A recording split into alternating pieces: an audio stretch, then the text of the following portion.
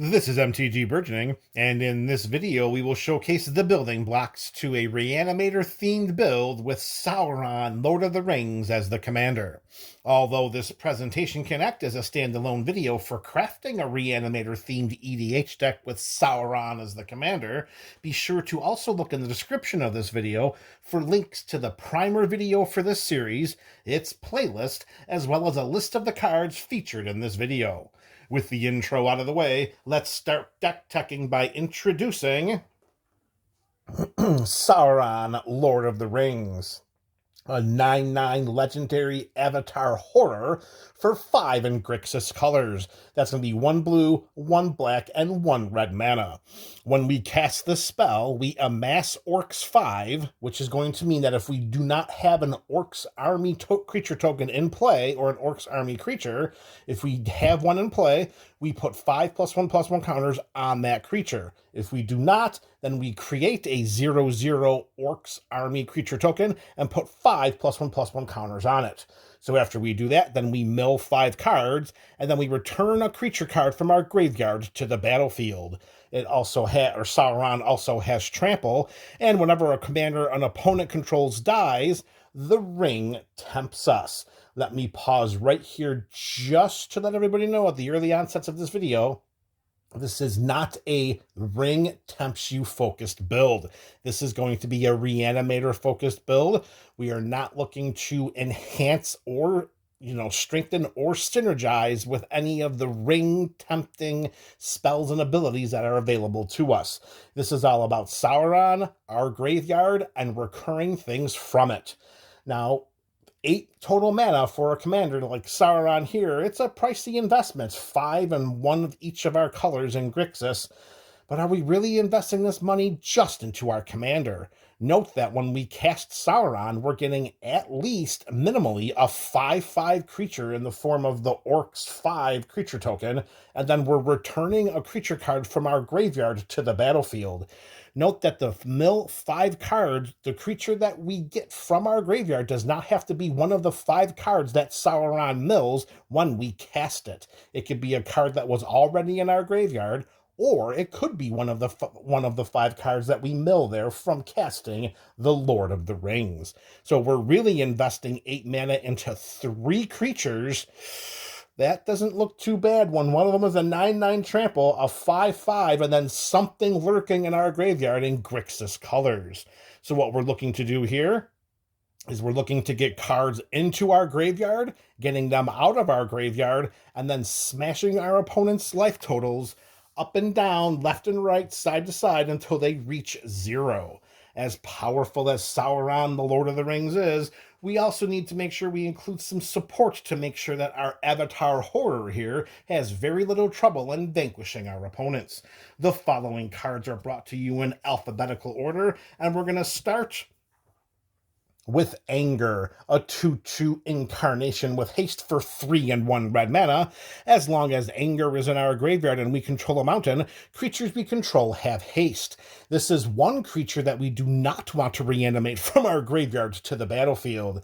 No Grixis mage is ever going to feel happy having to utilize their resources to get a creature from their graveyard onto our side of the battlefield, only to let it sit there waiting to attack. An entire round of turns pass, and then an opponent picks it off with a spot removal or decides to wipe the board. With Anger in our graveyard and us controlling a mountain, we will be able to attack with the creature that we recurred from our graveyard that turn, and that is only going to make Sauron that much happier. All right, so graveyard enhancements are going to go right there to the left of Sauron. All right, next up, we have our first way in which to get a creature from the graveyard onto our side of the battlefield, and that's with a mono-black aura called Animate Dead. For 1 and a black mana, we enchant a creature card in our graveyard. When Animate Dead enters the battlefield, if it's on the battlefield, it loses enchant creature card in a graveyard and gains enchant creature put onto the battlefield with Animate Dead. Return enchanted creature card to the battlefield under your owner control, under our control. Excuse me. My apologies for that. All of that extra word there is just too many words. We return the enchanted creature card to the battlefield under our control and attach Animate Dead to it. When Animate Dead leaves the battlefield, that owner's creature sacrifices it, and enchanted creature gets -1/-0. All right. Now, that's a whole heck of a lot of words that we can sum up very simply by saying this. Cast Animate Dead, choose a creature card in your graveyard, put that creature card into play, attach Animate Dead to it, you have that creature with a -1/-0. And if Animate Dead becomes unattached, like if it gets disenchanted, then we have to sacrifice the creature that it was enchanting. So Animate Dead is going to be the first way in which we can get a creature card out of our graveyard and put it onto our side of the battlefield. All right, next up, we have another mono black card here. This time we're going creature, and it is the Archfiend of Depravity, a 5/4 demon with flying for 3 and 2 black mana. At the beginning of each opponent's end step, that player chooses up to 2 creatures they control, then sacrifices the rest. Well, we did say this was a Reanimator build, right? It doesn't necessarily mean it has to be just from our graveyard, right? So the Archfiend of Depravity is going to help to fill our opponent's graveyards with creatures too, and in the best way possible through sacrifice. Because if it's a forced sacrifice, Shroud, Ward, Hexproof, Protection, Indestructible, none of those keyword mechanics are going to prevent those creatures from being sacrificed as long as they meet the other criteria. Archfiend of Depravity is going to be one of the BFFs that's going to roll with Sauron. So we're going to put that right there because it's going to be a way in which that we can fill our opponent's graveyards and then harvest those creatures for our own delight. Speaking of harvesting creatures for our own delight, and a creature that we want to make sure that we can get entering the battlefield as much as possible and turning sideways into combat, we have another mono black edition. It is the Archon of Cruelty, a 6/6 Archon with flying for 6 and 2 black mana.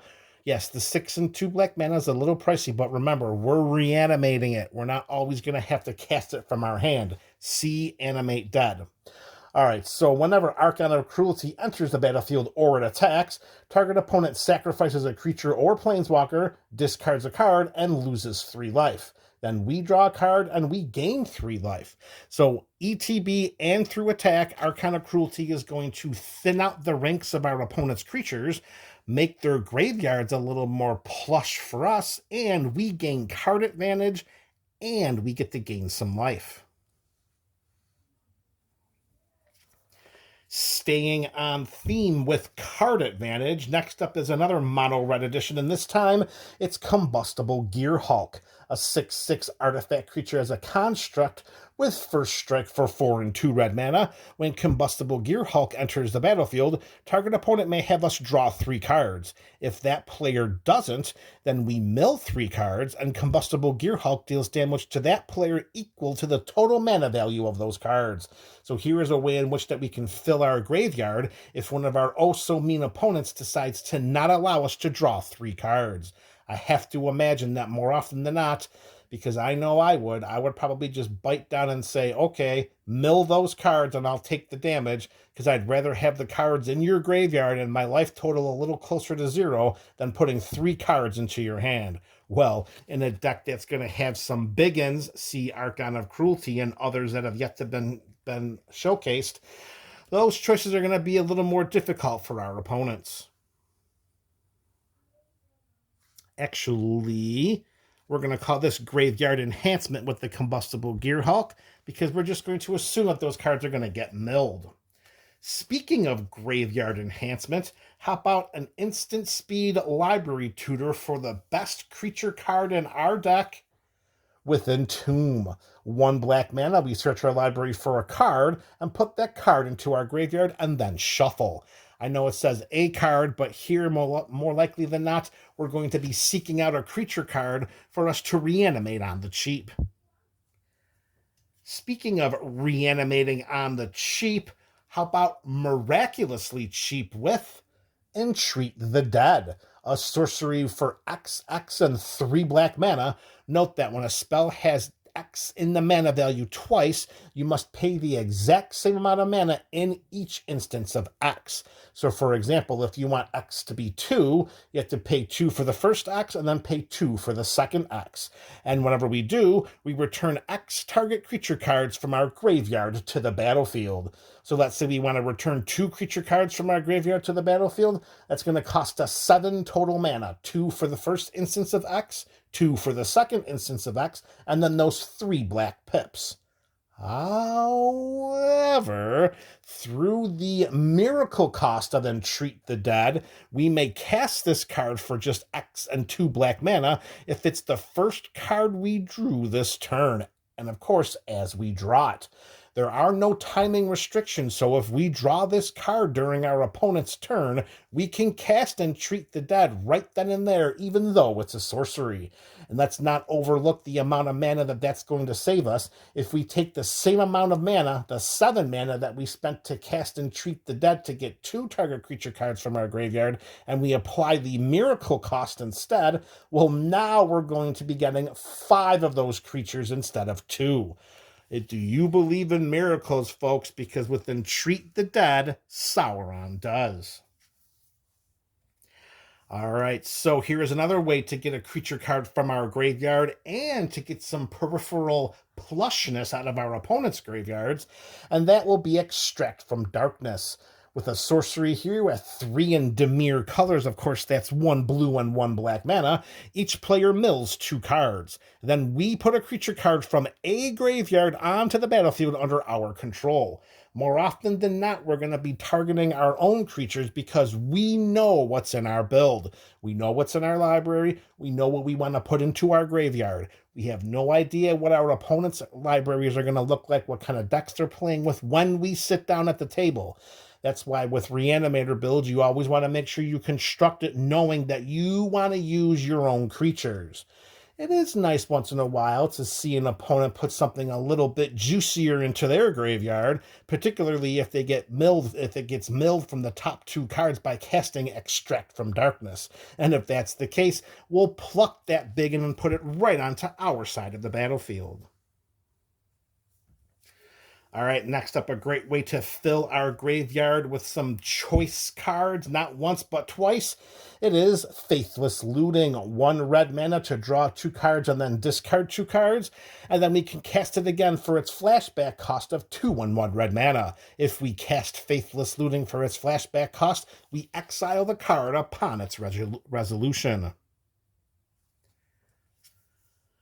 All right, so if we can't necessarily recur our creatures and reanimate them from our graveyard and get them onto our side of the battlefield, well, how about some temporary token copies of them? We can achieve this feat with Felden of the Third Path, a 2/3 legendary human artificer for 1 and 2 red mana. We can pay 2 and a red mana, tap Felden, and create a token that's a copy of target creature card in our graveyard. Except it's an artifact in addition to its other types, it gains haste, and then we sacrifice it at the beginning of the next end step. So it also being an artifact does open it up to a lot more spot removal, but we'll take that chance for just the investment of 2 and 1 red mana. It's not as if we have to sacrifice or discard anything to give it a shot, and who knows, maybe our opponents don't have a Disenchant in hand or a Shatter or an Abrade or anything like that. And if that's the case, then Felden is going to create a very, very nice token copy of something. Let's put that one right here, because we are getting something out of our graveyard. All right, next, similar to Faithless Looting, not Faceless Looting, similar to Faithless Looting, this next card is going to help get some cards from our library into our graveyard. Actually, Faithless Looting, well, we have to draw the cards and then discard the cards, so that's kind of working around the edges a little bit. A little more strictly here, we have Forbidden Alchemy. An instant for 2 and 1 blue mana, we look at the top 4 cards of our library, we put 1 of them into our hand and the rest into our graveyard. Instant speed, this is a very nice spell to cast at the beginning. This is a very nice spell to cast at the end step of our opponent in last... Oh, jeez and crow. This is a great card to cast at the end of our opponent's turn with our opponent in the last turn order. Oh my goodness, it is horrendous when terrible things happen to good sentences. All right, we can cast this right before it's our turn at the end step of our opponent and our opponent's last... Oh, I still can't say it. You guys know what I mean. Opponent number 3, the opponent to the right of us, when it's the end of their turn, we cast Forbidden Alchemy, fill up that graveyard with something nice, then hopefully reanimate it and start smashing around some life totals. And similar to Faithless Looting, it also has a flashback cost. This one is 6 and 1 black mana. During the end step of our last opponent in the turn. There's a way to say that, and I'm going to remember it as soon as the video ends. And then I'm going to have to jump back in and prove to everyone that I know what the stinking phrase is. All right, we're going back to creatures here, and we have a very nice stand-in, not necessarily a much cheaper stand-in. If for some reason Sauron becomes indisposed in the command zone, most likely languishing there due to overtaxation. This is actually a creature that we would not mind targeting with Feldon over and over and over again. Can you imagine the synergies there and the amount of complaints that our opponents will be giving us when they know that we keep creating copies, hasty copies, and then they die of Lord Xander the Collector? Here we have a 6/6 legendary Vampire Demon Noble for 4 in Grixis colors. When Lord Xander enters the battlefield, target opponent discards half the cards in their hand, rounded down. When Lord Xander attacks, defending player mills half their library, rounded down. When Lord Xander dies, target opponent sacrifices half the non-land permanents they control, rounded down. Now, if Lord Xander is in our graveyard, and we have the ability to cheaply, looking at you, Feldon of the Third Path, paying 2 and a red mana, creating a copy of this, it enters the battlefield. One opponent is going to be discarding half the cards in their hand, rounded down. It has haste, so it's going to attack, meaning that when it does, defending players are going to mill half their library, rounded down. And since we have to sacrifice it at the beginning of the next end step, when Lord Xander, the token copy, dies, well, some opponent is going to sacrifice half of their non-land permanents that they control, rounded down. That is a synergy that is going to cause so many problems, and if it's left unchecked, it's only a matter of time until we win the game. So let's say we're going to put this... What are we going to do here? Because this is going to help build the graveyards for our opponents. So that's going to help us with graveyards. We're going to put that one right there. Yep, that looks about right. Well, nope. Right here. With the Archfiend of Depravity and the Archon of Cruelty. Because that's just going to help fill up our opponent's graveyards. All right, here we go. Next up, here's a great creature that we want to recur whenever we know we got to get rid of a pesky, nuisance-laden creature that's on one of our opponent's sides of the battlefield, and that is Noxious Gearhulk, a 5/4 artifact construct with Menace for 4 and 2 black mana. When Noxious Gearhulk enters the battlefield, we may destroy another target creature, and if a creature is destroyed this way, we gain life equal to its toughness. Notice it doesn't say target non-black creature, it doesn't say target non-artifact creature. Any target creature on the battlefield, we may destroy it, and then we get some peripheral life gain. Since that is a creature that's going to go to the graveyard, whether it's most likely one of our opponents, or could be one of ours, if we so strategically deem that to happen, we're going to put it right there in the filling up the graveyard pile. Speaking of filling up the graveyard, either this creature is going to fill it up by destroying some artifacts, or it's going to fill it up by getting chump blocked by a ton of creatures that our opponents control, and that is by the tusks of the Rampaging War Mammoth. A 9/7 elephant for 5 and 2 red mana. This baby has trample, and it has a cycling ability of X and 2 and 1 red mana. So when we cycle Rampaging War Mammoth, we destroy up to X target artifacts. So if we want to destroy 3 artifacts, we're going to jam 3 mana into X. We're going to pay the 2. We're going to pay the 1 red mana for a total of 6 mana. We're going to discard Rampaging War Mammoth to our graveyard, drawing a card as to finishing off the cycling dynamic, and then we get to pick 3 target artifacts to destroy. Remember, target artifacts could be artifact creatures. All right, next up, because we are having such a nice pile form of getting things, getting creatures onto our opponent's graveyards, why not make sure that we get to benefit from that as much as possible with the casting or the reanimating of Sepulchral Primordial, a 5/4 avatar for 5 and 2 black mana with Intimidate. Intimidate means that it can only be blocked by creatures of its color and artifact creatures. So it's kind of like a twist on Fear. All right, so when Sepulchral Primordial enters the battlefield, for each opponent, we may put up to one target creature card from that player's graveyard onto the battlefield under our control. You can see the number of cards that we have dedicated to getting cards, creature cards, hopefully, of our opponents into their graveyard, whether it's from their hand, their library, or the battlefield. We get Sepulchral Primordial on the play. Note that his recursion ability is an ETB trigger. It is not a cast trigger. So we could just straight reanimate this from our graveyard, have it hit our side of the battlefield, and then guess what? We are flush in some nice choice creatures. Speaking of being flushed with nice choice creatures, what if we had the ability to get one of our own creatures from our graveyard at the beginning of each of our upkeeps, and then at the beginning of each of our opponent's upkeeps, they have to sacrifice a creature?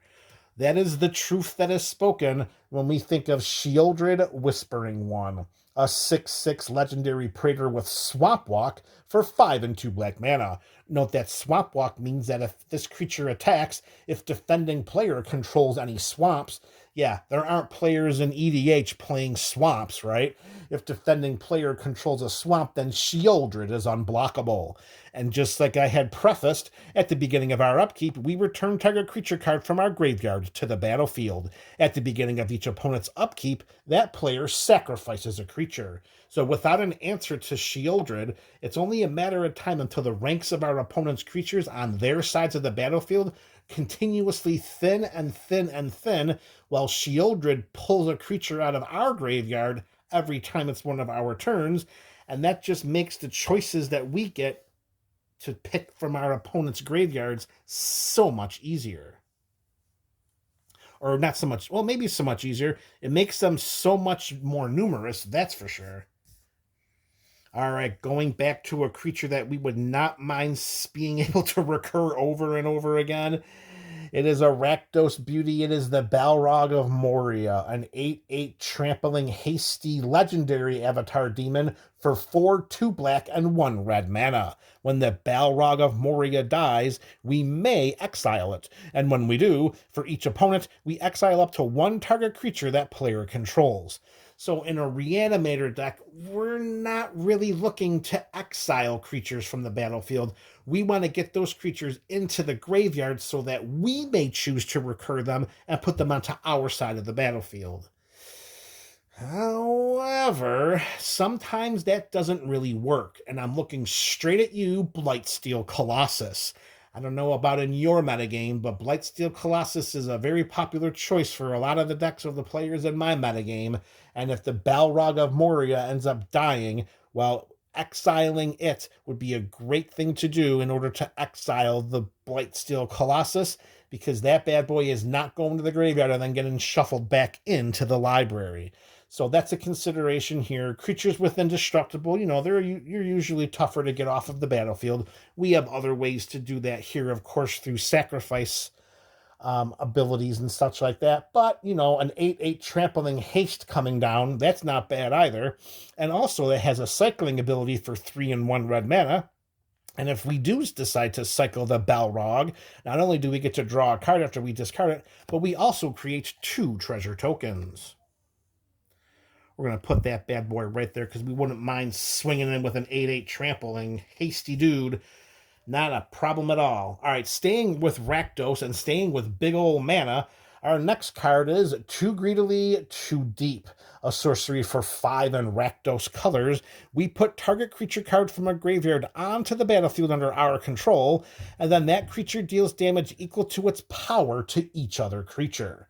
So more often than not, the creature cards in our graveyard are going to be bigger than the creature cards in our opponent. The creatures in our graveyard are most likely going to be bigger than the creature cards that our opponents have on their sides of the battlefield. So for instance, if we have Lord Xander, or if we have like the Balrog of Moria, or maybe a Rampaging War Mammoth, if those babies are in our graveyard and we decide to cast too greedily too deep, then what we're really doing is we're bringing that creature into play and most likely wiping the board of all other creatures. So, and plus, keep in mind that it doesn't necessarily have to come from our graveyard.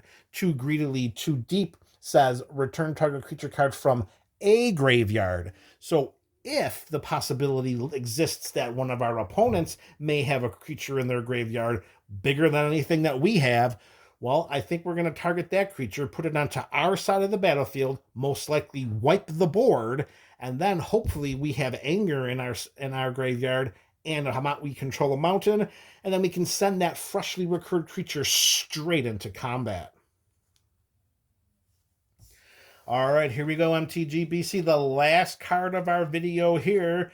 We have anger giving haste, but what about some other form of automatic evasion that allows our combat to make sure that it just doesn't get continuously chomped down by some token creatures? Well, wonder no more about that. Haha, see what I did there? All right, we have Wonder, a 2/2 incarnation with flying for 3 and 1 blue mana. And similar to Anger, as long as Wonder is in our graveyard and we control an island, creatures we control have flying. So Wonder is definitely a creature we do not want to recur from our graveyard. Similar to Anger, we want to get it into our graveyard and leave it there, make sure that we control an island, and then when we get our creatures recurring from our graveyard, or if we're casting them, or if Sauron is coming into play from the command zone, well, they're going to have flying, and good luck trying to stop some of these biggins if you slap another form of evasion on them, which usually they already have trample. All right, there you have it, MTGBC. We have a Reanimator-themed Sauron Lord of the Rings build.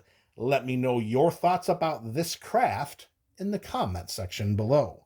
This is MTG Burgeoning, a channel for all things magic.